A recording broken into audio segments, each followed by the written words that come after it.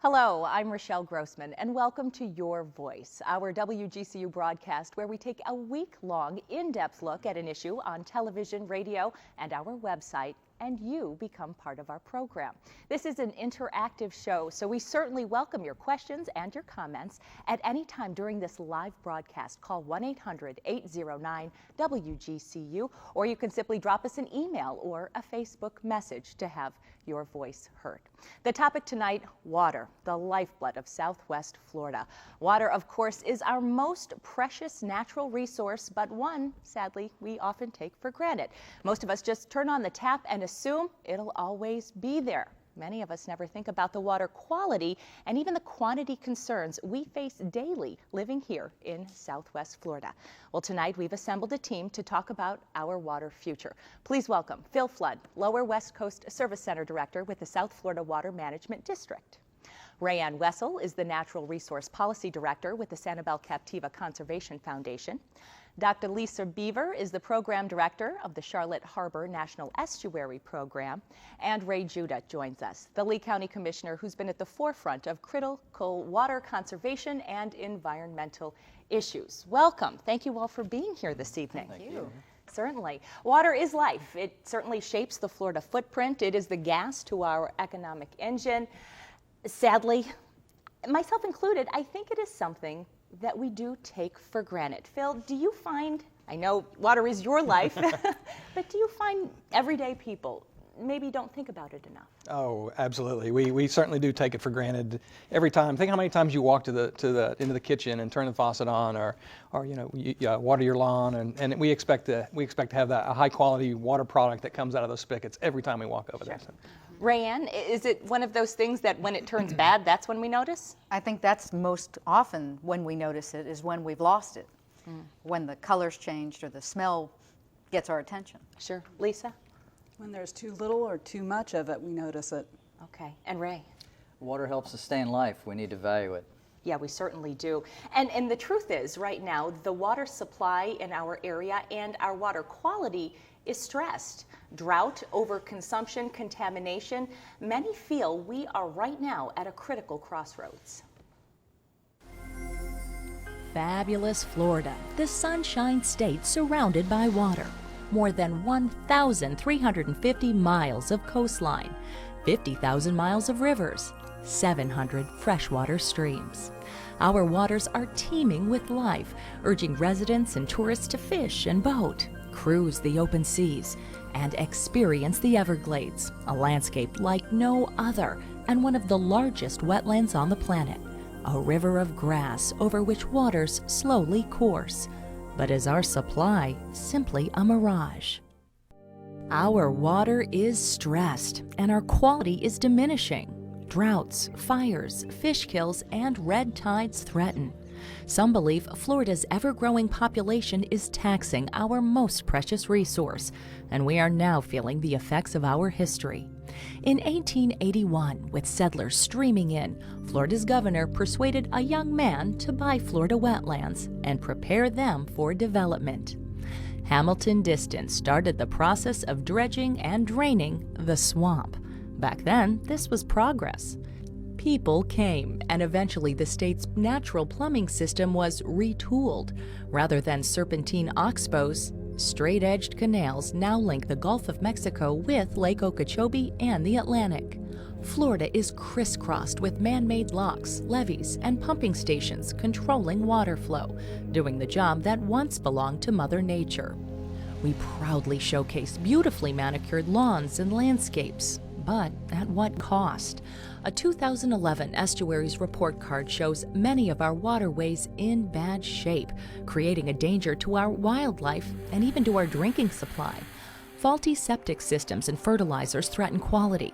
And what is the current condition of our aquifer today, this hidden resource that shapes our land and nourishes both plants and people? Is it running dry? With 50 to 60 inches of rain every year, we get more than most. So how could water supply ever be a worry? And just last month, a regional water shortage was declared. Phil Flood represents the South Florida Water Management District, the governmental agency which oversees water resources and puts out these water advisories. So in April, Phil, where do we now stand in terms of water supply? Well, we continue to monitor the resource. We look at our underground aquifers as well as our surface waters, and based upon the conditions in various locations throughout the district, we will establish various watering restrictions to try to change our demand, so to speak. Sure. We've had the driest October to February, March in about 80 years. Do you expect the situation, as we are now slowly getting into the rainy season, to improve? Well, we certainly are looking forward to the rainy season. Right? You can't predict the weather, I realize that. We do get a lot of rain over here, but it's extremely seasonal, and it coincides with the time when we don't use as much water. So during the dry period is when we utilize more water than during the rainy season. And the forecast right now is that it's going to continue to see a dry spell here in the next couple of months. All right, so let's talk about a regional water shortage a little bit. It means restrictions for residents and commercial interests. Residents are only allowed to water 2 days a week and never between the hours of 10 a.m. and 4 p.m., except if you are using reclaimed water. Now, agriculture, nurseries, golf courses, these interests all must reduce their water consumption by 15% as well. Talk to us a little bit about how this all helps. Well, it's just kind of like your bank account. As you get your paycheck and you spend your money when you have it, but as it starts dwindling, the resources start dwindling, you start spreading it out and trying to make do until your next paycheck. And so we're trying to extend that resource that we have out there until such times we get some more rains and our environment perks back up and we get some more water in the aquifers. Okay, we have an interesting statistic we'd like to share with you. In South Florida, we use more than 3 billion gallons of water every single day. That's for drinking, bathing, watering our lawns, growing our crops. How can we get people to understand that water is a limited resource, especially when we are surrounded by all of it? Well, it's an educational effort that we all have to participate in, continue to get that message out there that it's not that unlimited resource that we think. And this region is pretty conservation minded. They have a lower per capita use than other areas around the state, and it's a tribute to the communities out here that have really helped push that conservation message out there. All right, so maybe we're doing a pretty good job then.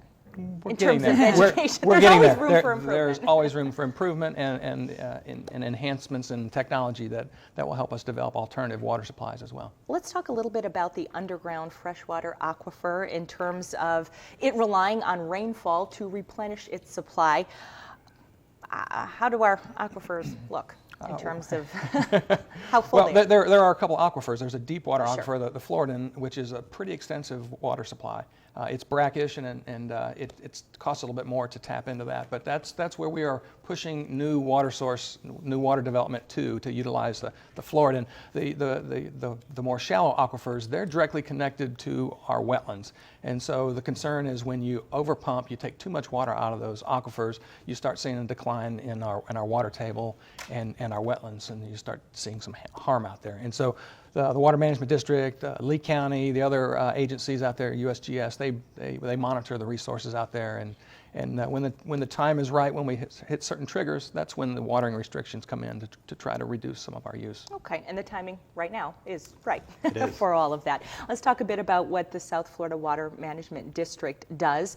It's responsible for managing the water supply, which is the amount cities, farms, and the natural environment uses.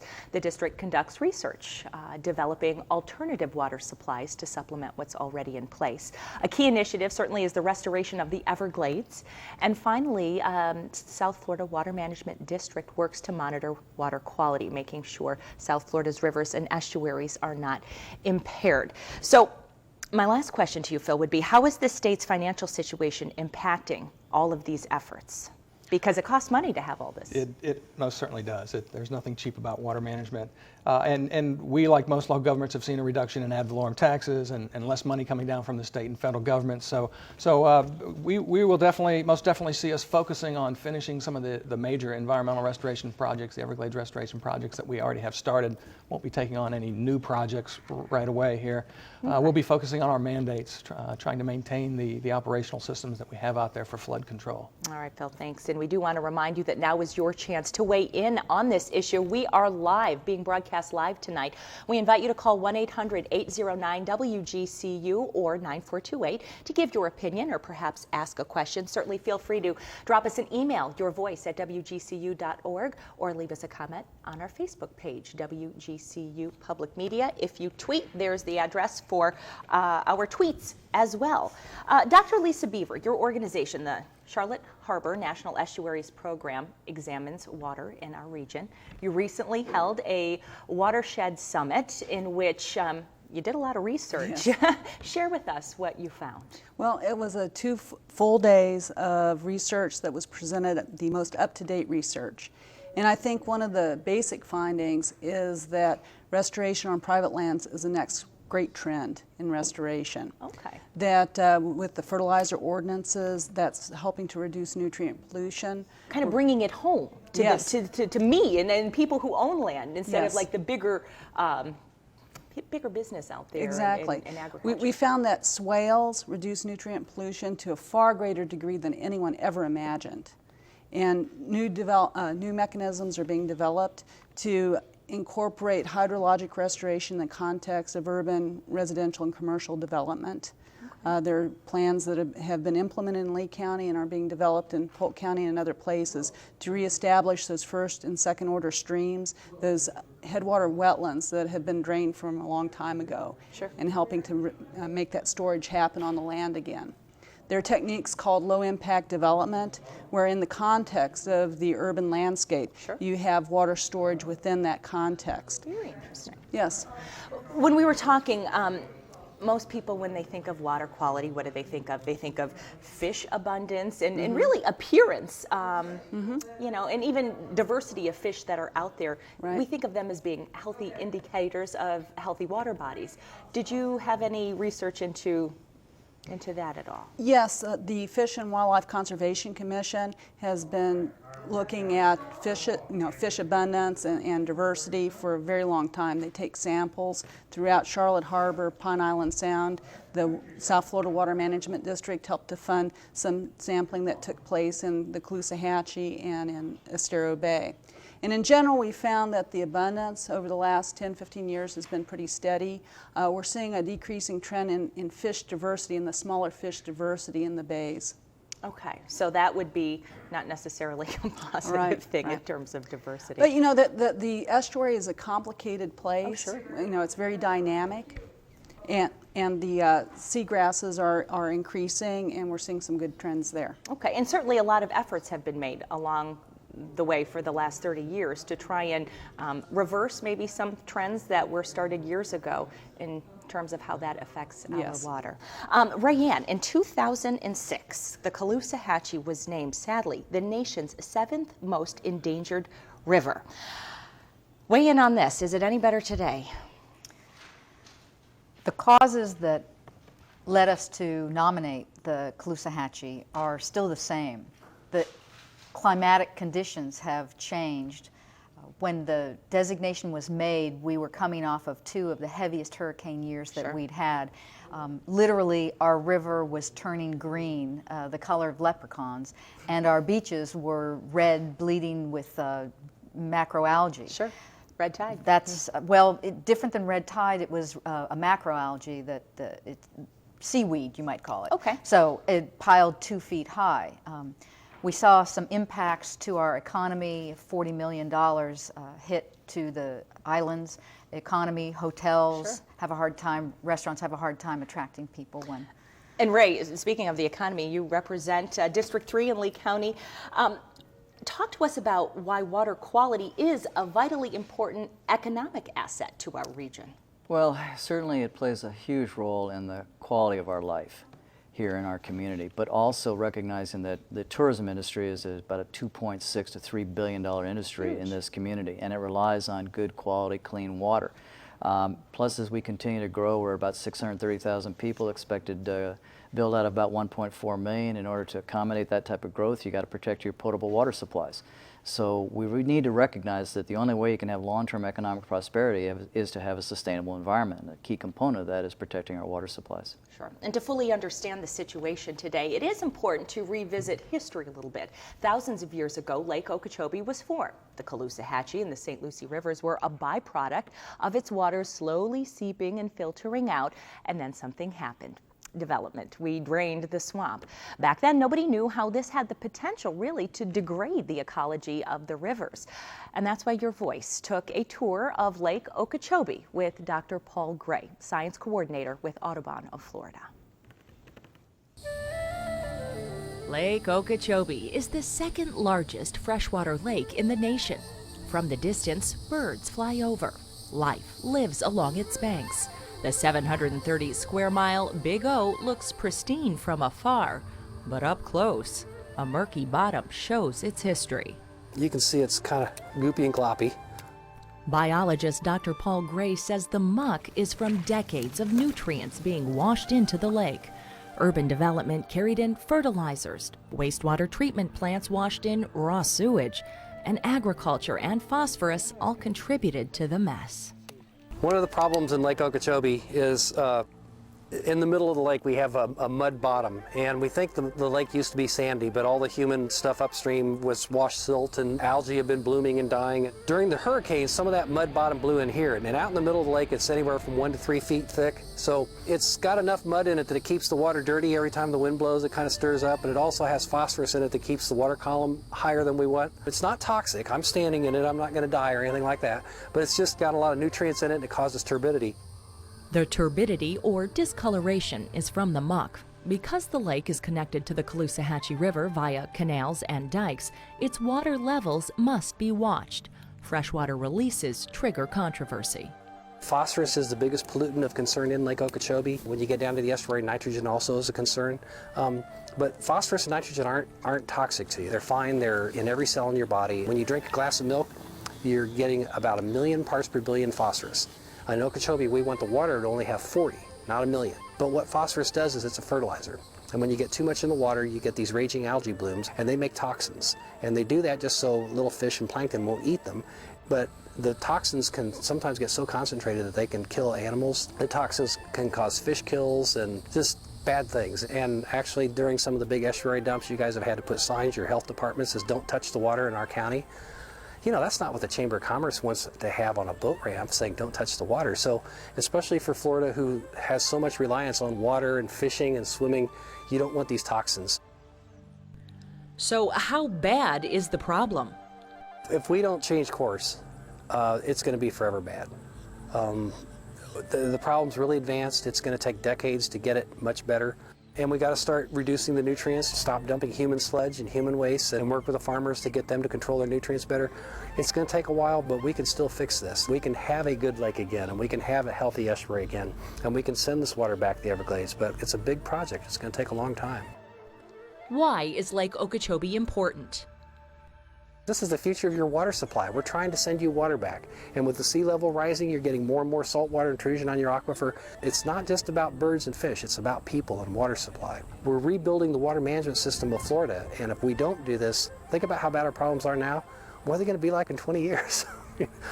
So we got to stick together. This is good for all of us. We got to work together. We're going to have our disagreements. We'll work that out.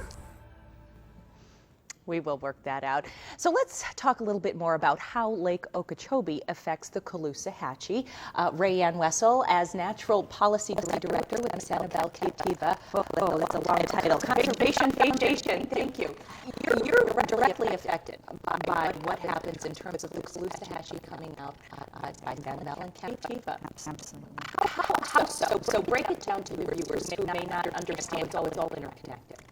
Well, the Caloosahatchee would never connected directly where you could take a boat from the Gulf of Mexico to Lake Okeechobee. But today it is. It's been altered, and the lakes and marshes that used to be between Lake Okeechobee and the Caloosahatchee, that treated the water, that stored the water, that slowly fed the water, seeped it to the west, no longer exist. Today we have ditches and canals, and they extend all the way up to the Lake Wales Ridge up into Orlando. So today the water that is coming out of Orlando and some of the developments there come down the Kissimmee into Lake Okeechobee, and during high water periods 70% of that unwanted water comes to the Caloosahatchee. During the dry season, what happens? During the dry season we get cut off.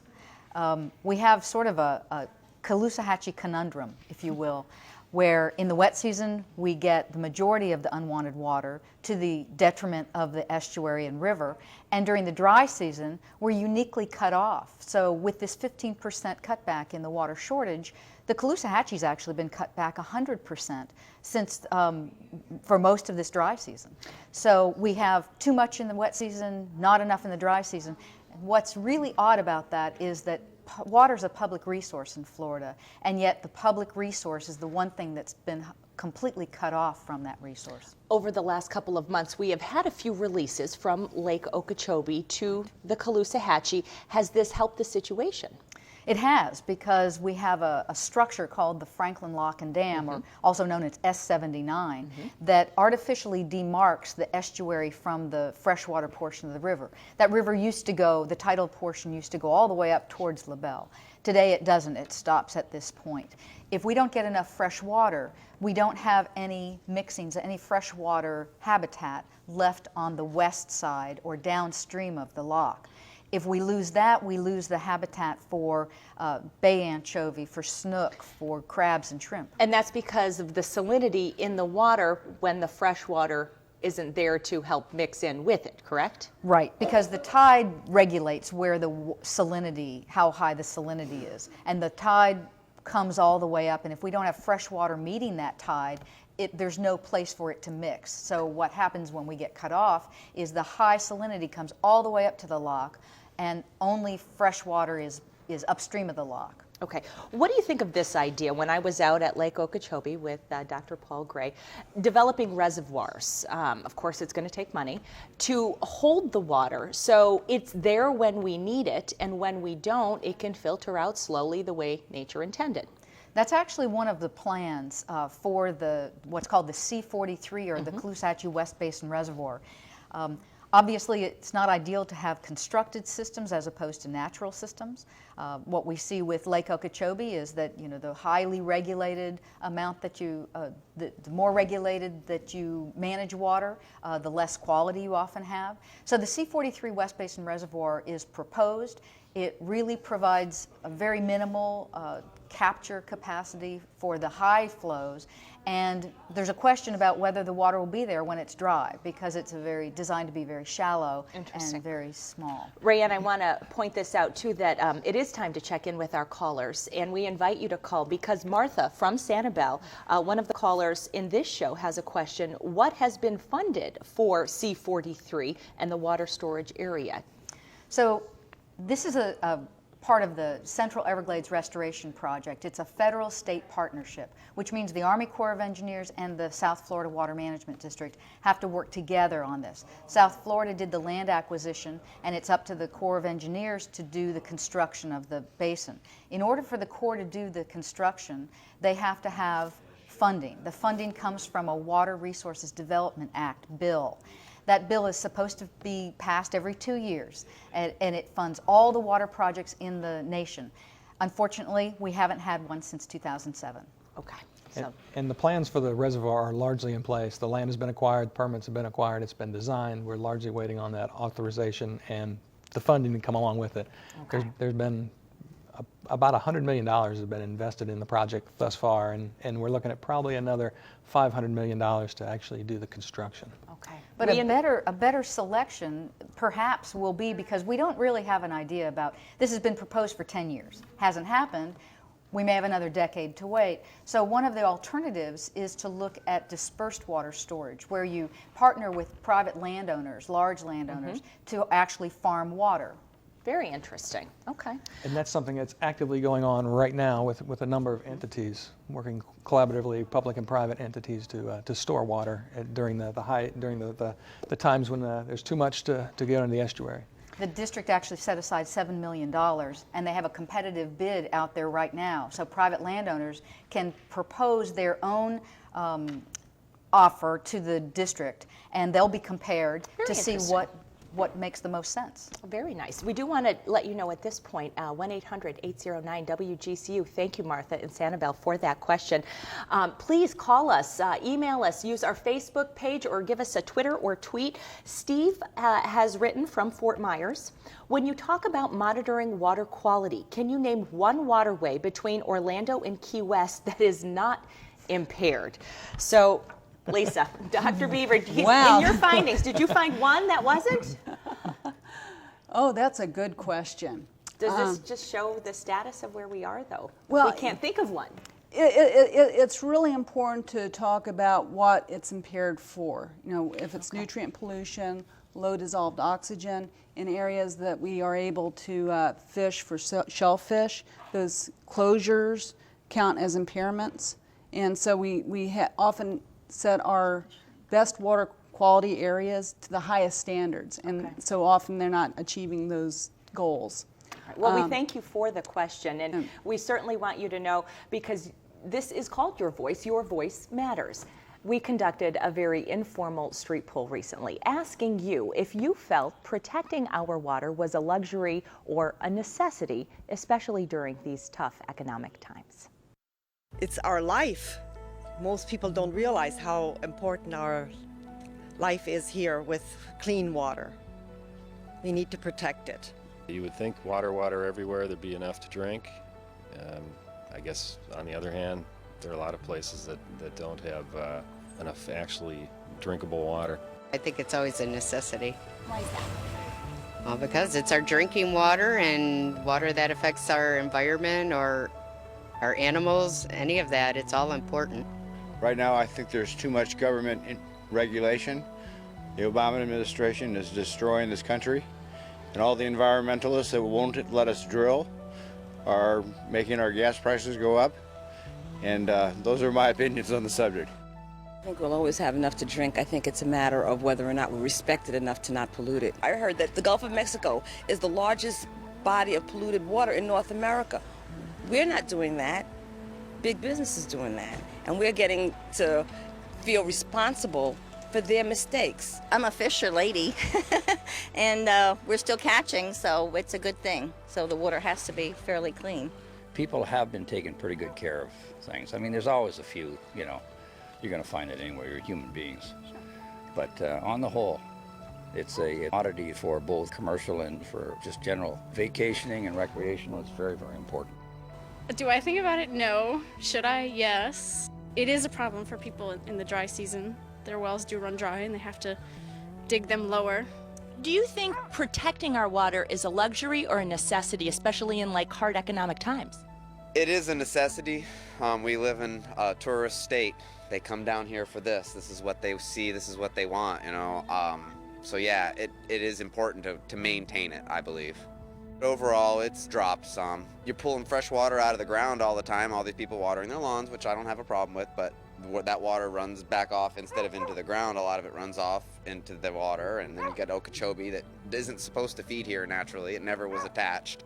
We attached it. All that water is supposed to be going through the Everglades and down into Florida Bay, which sometimes gets too salty. So yeah, there's ups and downs. Right now, I'm happy with the water quality. It looks nice. Certainly a gamut of comments out there. We thank you for taking part. Ray Judah represents District 3 in Lee County. Martha from Sanibel had asked the question about funding for C43, the water storage area, and you wanted to make a comment. If I could, Rochelle, Sure. and I appreciate it because it really focuses on the main thrust of Everglades restoration, or really where the focus should be. C43, while maybe well-intended, doesn't provide the benefits or the function that's necessary to deal with the importance of water storage and providing good, clean water in the back bays and estuaries. I say that because the lake itself is 430,000 acres. C43 reservoir will only support or store about 170,000 acre-feet of water. That's about 3 inches off the lake. So the storage is not really significant. Keep in mind also there's not a water quality component that's incorporated into the design for this storage reservoir. So that's going to create actually more water quality problems downstream because it will actually be an incubator for blue-green algae, and that's really been a major culprit in terms of affecting water quality in the Caloosahatchee River. What we really need to do is focus on restoring the southern historic flowway, where water, as Rayanne had just mentioned, used to flow from Lake Okeechobee down towards the Everglades and Florida Bay, if not for the fact that Hamilton-Disston years ago had connected the Caloosahatchee to Lake Okeechobee. Money.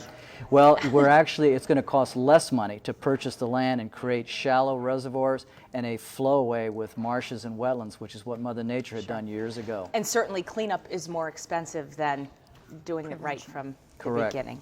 The Conservancy of Southwest Florida is an organization based in Collier County that has also released an Estuaries Report. Sadly, their results were not very encouraging at all. The Conservancy found that 97% of Florida bays and estuaries and 42% of our streams were in pretty bad shape. Now, that is identified as being impaired or not safe for swimming. I sat down with Conservancy President and CEO Andrew McElwain for his thoughts. The Conservancy of Southwest Florida is dedicated to protecting the environment and our region's unique natural resources. Educational programs, wildlife rehabilitation, conservation, and advocacy are all part of the mission. In 2005, the group released its first Estuaries Report Card, grading 10 local waterways on wildlife habitat and water quality. Conservancy President Andrew McElwain calls the results distressing. Every one of our estuaries and bays, from Marco Island to Venice, fails to meet state and federal water quality standards. The Caloosahatchee received D- grades for both wildlife habitat and water quality. Charlotte Harbor, a B- and C. Estero Bay earned grades of B- and D. Naples Bay, 2 D-. Pine Island Sound and the 10,000 Islands fared better, both receiving A+ for wildlife habitat, but Ds for water quality. Southwest Florida is a biological hotspot. By that I mean it's not Brazil, but for the lower 48 states, we have a tremendous number of rare, threatened, and endangered species. And that's because in all the world there is just one Everglades. And because we are the only system of that kind, slow-moving wetlands, slough systems, we have unique biological resources. And so how we treat our region has a profound effect on the water and the wildlife of the whole country. McElwain believes now is the time to conserve and protect the Everglades and restore our estuaries for future generations. Look at it in terms of water. We get over 60 inches of rain a year, and yet we're almost constantly in drought. We have permanent drought restrictions. Now, what's happening here? Why is that? And it's because we've failed to manage our water resources, and because we have paved over our groundwater resource lands, that water now just flows out to the Gulf of Mexico instead of percolating down into our aquifer and being there for us to drink when we turn on the tap. McElwain says to preserve our quality of life, we need to reserve some undeveloped land for groundwater recharge. Better management of rainwater would also help. Stormwater retention areas to capture water before it's lost to our use. As part of the Conservancy's own improvements, filter marshes on site capture stormwater. Native plants naturally purify it, removing many contaminants before it heads out to Naples Bay. When that stormwater runs off and just hits the canals and goes out in the Gulf of Mexico, it's lost to us. We don't have a river coming through South Florida that brings us our drinking water per se. Most of what we get comes from rain. That's our drinking water. And so when it hits roofs and roads, gets channeled off out into the Gulf of Mexico, it's not there for us to drink. We have to go to treating salt water, and using that, your water bill's going way up. So it's a natural, clean way to get our drinking water cheaply. Now, the other part of it is the pollution that results, because when that water just hits the ground and then runs off at high speed carrying a full load of pollution, phosphorus, nitrogen, used motor oil from parking lots, and it just goes. McElwain fears without change, we could see a different Florida in our future. Fishing grounds no longer in existence. You will see an enormous amount of algae on the beaches and in the waters. I mean, it will slowly undermine the reason people live here. McElwain also pointed out that there is hope if we do implement some policies, manage our growth, and then follow through with standards already in place. Perhaps we can preserve what we already have. Ray Jude, I'd like to talk a little bit more about what we were just discussing in terms of land acquisition. Is this really the best solution? Oh, there's no question. You can try to establish a plethora of development regulations, but I think it's been demonstrated over the years the tried and proven method of being able to protect our resources is through land acquisition. And in that regard, Lee County has been a leader through our Conservation 2020, through Coastal Regional Ecosystem Watershed Land Trust acquisition. We've now acquired over 65,000 acres since 1989, which helps to protect our land and also provides for the important critical recharge of our aquifers, but also filters the water as it runs off to our back bays and estuaries, making sure that that water is cleaner and of higher quality than it would be otherwise. So what do we do? What must be done to balance growth and responsible stewardship of our natural resources? Well, it is a balance, but keep in mind, unfortunately, our state legislature is working at cross purposes with those communities like Lee County that are trying to protect our critical water resources. For instance, they're taking a position against the EPA, the Environmental Protection Agency, implementing numeric nutrient criteria, which actually provides for an approach that could have measurable ways to quantify the concentration and loading of nutrients. Instead, the legislature is saying they want to continue status quo, use the narrative approach, which obviously has not worked because over half of our waterways, lakes, streams, creeks, rivers, are impaired. Very interesting. Time now to take some of our questions and comments from you out in our audience. Jeff from Bonita Springs asks, how long does it take for rainwater to reach the aquifer? Perhaps Phil, you might be best suited to answer this. I certainly can. Well, that's very difficult question to answer right there, because it just depends so much on the geology of the region over here. We do have an area in Lee County and Collier County, the DRGR it's known as, and that is an extremely porous area. It has the potential of some of the highest recharge anywhere in the state of Florida over here. So those are areas that the counties, Lee County and Collier County and the Water Management District have purchased lands specifically to protect and to help recharge our aquifers there. So. Okay. We certainly invite more questions just like these. The number to call 1-800-809-9428 or WGCU. You can send us an email or a Facebook message. On the heels of that, Mike has given us a Facebook comment or question. What effect, Mike asks, does the contamination from the BP oil spill, here we are, the 1-year anniversary, have on our water? Anybody want to take that? Question from Mike. What effect does the contamination from the BP oil spill have on our rainwater? Rayanne, you monitor the water with your foundation. We monitor the water, and in terms of rainwater, I don't know that we have any indication that rainwater is affected. I think we have to allow time to find out what the latent effects of the BP oil spill are going to be. We know that there is oil on the bottom of the water bodies. We don't see it on the surface, but there is some there. We know that there are still some areas in marshes and sand beaches that have oil deposited down in it. The effects are going to be seen over time, perhaps, both from the oil spill and from the treatment with dispersants. But I don't think we'll know until some time goes by. Yeah. Sure. But of course, in our own waters, we haven't seen an effect from the BP oil spill. I think that what we will see are effects from the food chain and the fishes that come in for nurseries, the sea turtles, the animals, the flora and fauna that have part of their life cycle out in the Gulf of Mexico, and we may be seeing some effects from that. And certainly an economic effect in terms of what it's done to our economy.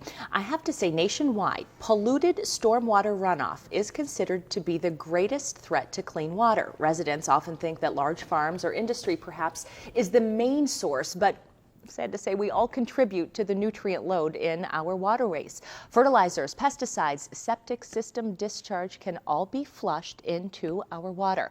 However, there are some simple things we can all do to make a difference. I spent a morning with Dr. Mike Bauer, the Natural Resources Manager for the City of Naples. I think it's all a matter of education and outreach, going out to people and letting them know how important this is to them. As Natural Resources Manager for the City of Naples, Dr. Mike Bauer is looking for solutions. There are a lot of things that the local residents, homeowners can do to help the environment. Number one, just watch their water consumption. Don't water as much as they do. We probably really overwater our yards, number one. Number two is try and help us with stormwater runoff. When it rains, when we have precipitation, events like that, water is carried from the land into our natural water bodies. It carries with it fertilizers from lawns, pesticides, oils from the streets, gasoline, heavy metals from different parts, pet waste. It all gets washed into our natural water bodies. Bauer says Naples Bay is a good example of how impaired our waters can become. A big part of the problem, Bauer says, copper coming from the city's lakes.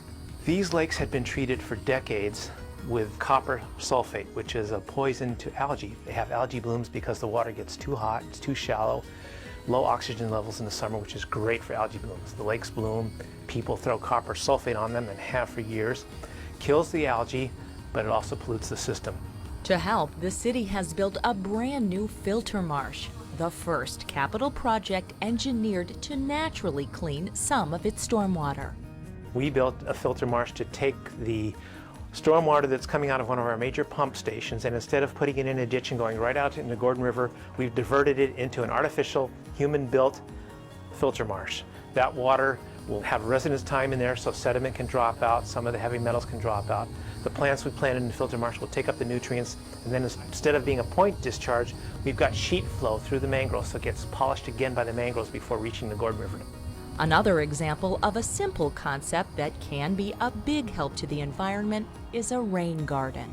So this is the first rain garden we built as a demonstration, and the idea is we're capturing stormwater before it gets into the stormwater system. Runs off the roof, into the gutter, and into this area. We get the water to percolate through the soil, and the nutrients in that water to feed our plants in here. This is something so cost effective, really any homeowner could probably do. Anybody could build one of these. It took three of us 3 hours to clear out the grass and put in the plants. If you're a homeowner looking for a green way to keep your lake clean, Bauer recommends these innovative floating islands. In the city of Naples, they're free to all lakeside homeowners if all residents agree not to use chemicals to treat the algae. This is a stormwater retention pond, or as the residents like to call it, a lake. We've got about 28 of these in the city, and they're collection points for stormwater runoff. All the stuff that's on the land, nasty stuff, ends up in these waters.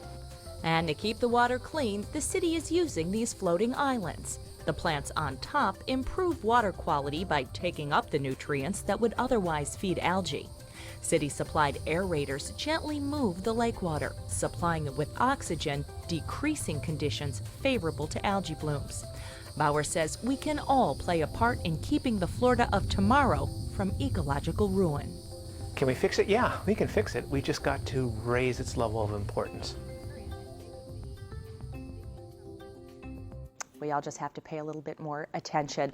I'd like to get more to your emails and Facebook comments. Buck has sent us an email, panelists. Buck says, we don't have enough water for people here now, yet the governor and legislature want to remove, quote unquote, obstacles to development. He writes, ridiculous. So having clean water is an obstacle. More of a comment, but would anyone like to weigh in on this? I'd be pleased to. Sure. I think the governor and the legislature have been absolutely irresponsible in abdicating their responsibility with regards to appropriate management of growth. They actually right now are attempting to eviscerate our land development regulations, our State Growth Management Act, thinking that that's the way that's going to promote business. The only way we're going to promote business is protect our resources. People move to an area because of the quality of its life, because of clean water, because of water that is available and that they can count on. Quite frankly, Lee County, by being able to protect our resources, has been able to attract a lot of development into this area, recruiting companies, allowing businesses to expand. It's because we've protected our quality of life and our water resources. We were talking about the numeric nutrient standards. A little bit of the history on that was it's been being bantered around for, 10 years in order to get the EPA had set the standard, put it on the state, the DEP, to enact the standard. Talk to me about what happened and why we still don't really have a standard in place. Well, it was delayed 15 months from the effective date of its implementation, which would have been beginning of this year. It's unfortunate, but there's just a lot of political pressure. Quite frankly, there's been a lot of disinformation about the cost to be able to comply with the state or the Clean Water Act to make sure that we actually are going to start to restore our creeks and streams and rivers and lakes, because as I said, more than half of them are already impaired. That only means that it's going to be a greater challenge to try to provide for the future growth that would help build the area, and also for tourism that provides the jobs and brings the money into the area. But more importantly, what we need to make sure of is that we actually have a quantifiable means of being able to measure the nutrient loading in these water bodies. You can only do that by implementing the numeric nutrient criteria. Rayanne, you're shaking your head. Talk to me about what you're liking what you're hearing. Well, it's true. You have limits on things like copper or arsenic or other mercury. But the one thing that's most common in our waters that creates a problem when it becomes extreme are nutrients. And there's not a probe in the world that can measure healthy and well-balanced. And that's what the state standard is. That's the standard, healthy and well-balanced, yeah. What I think is healthy and well-balanced, somebody else might not. So being able to just numerically say, here's a target, and we need to get this water below that target to be healthy. That's a simple concept, and it's the only way that we're truly going to put money where the need is to clean up water bodies. I think, and even though we would establish, standards such as that, the public still needs to realize that we have to get out there now and spend some money to clean our waterways up, and these aren't cheap tasks. To develop filter marshes like we saw in that last little segment over there, those are expensive, and it's going to be a big challenge to the communities.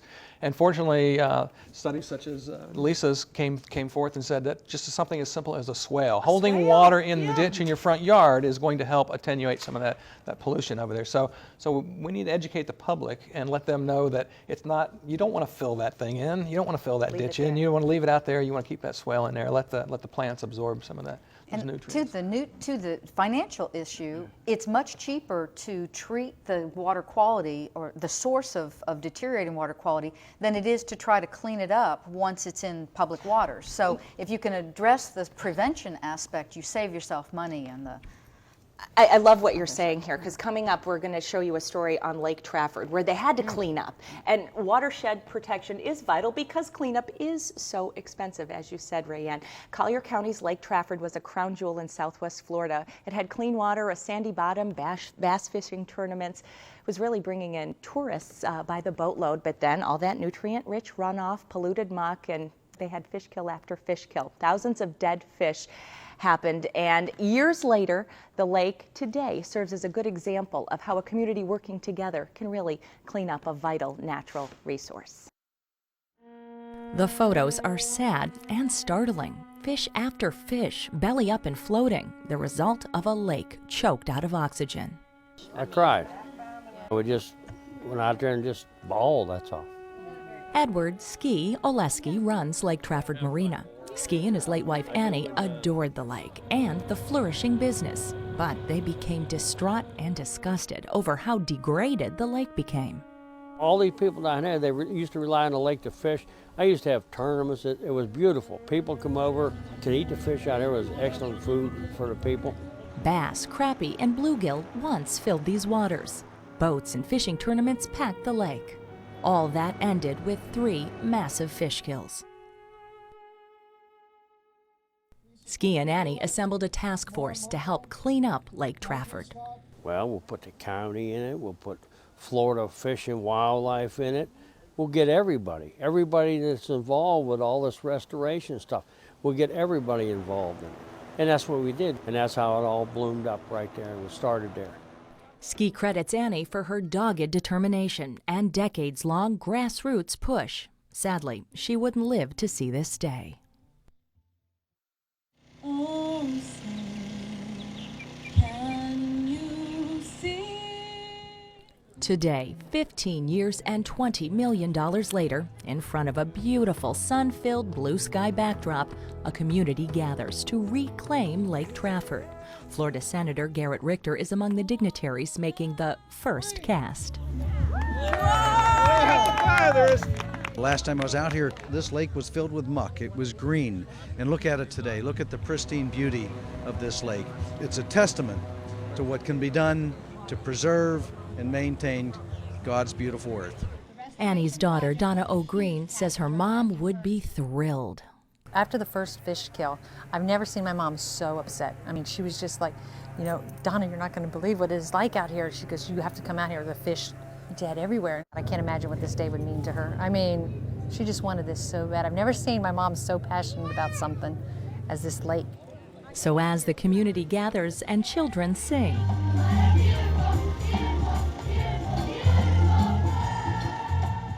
food is served and people celebrate. Local kids can again peer into the lake and see more than murky, polluted water. Lake Trafford doesn't have a normal outlet.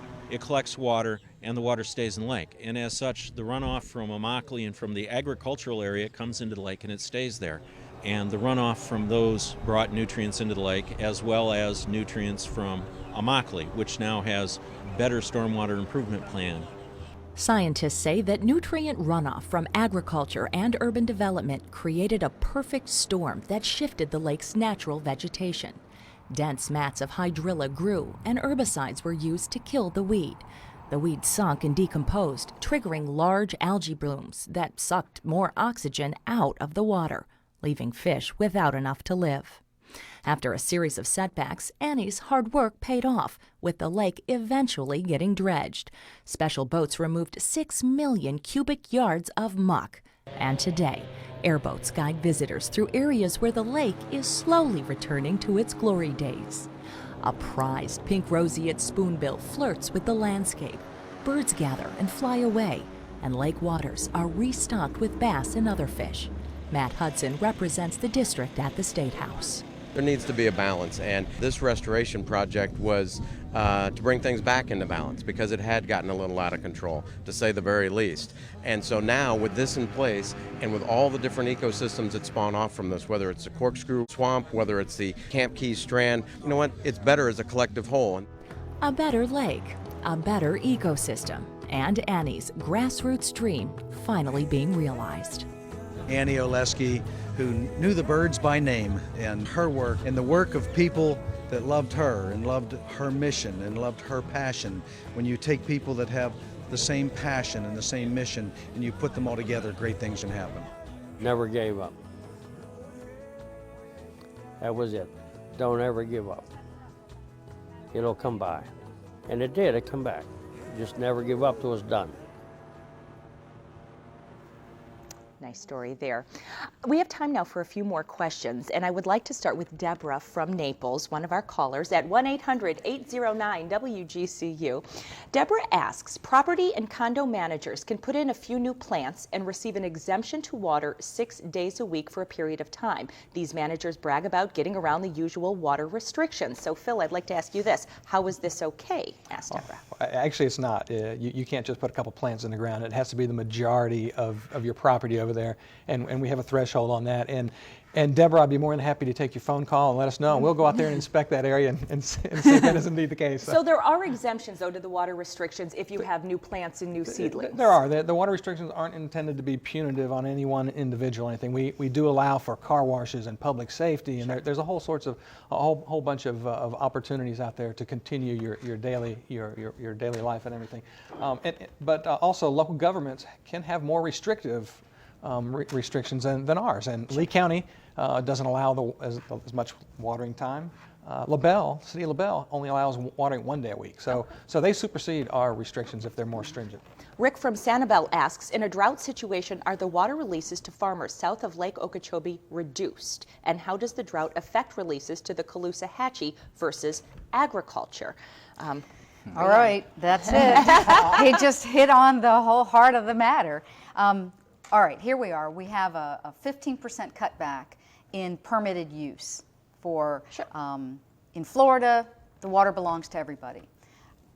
We have sort of a reverse Robin Hood effect going on, where people that are permitted users, private industries, are issued allocations of water by permit.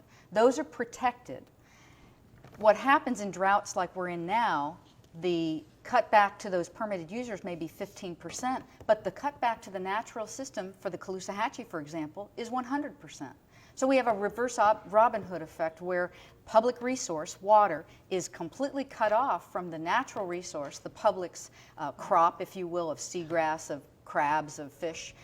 But golf courses, sod farms are only cut back 15%. So what's the solution? Solution is that when we're in droughts, there's something called shared adversity, so that if you need to cut back, everybody gets cut back 15% or 20%. Okay. Mary Ellen from Naples writes, can the Water Management Board and the environmental groups cooperate to educate the public about the importance of clean water? Ray, as neither party, would you like to weigh in? We've made some great strides with the South Florida Water Management District Governing Board in terms of Everglades restoration and also the appropriate responsible management of Lake Okeechobee. Unfortunately, that composition is going to change dramatically with 5 new selections to be made by Governor Scott, who has opposed land acquisition to provide for storage and treatment of runoff from Lake Okeechobee, who is now looking at severely reducing the budget for the South Florida Water Management District. And my greatest fear is that he's going to put people on that governing board that are not going to provide for an equitable way to properly manage the water resources. On the other side, given the budgetary situation that we're faced with, where's the common ground?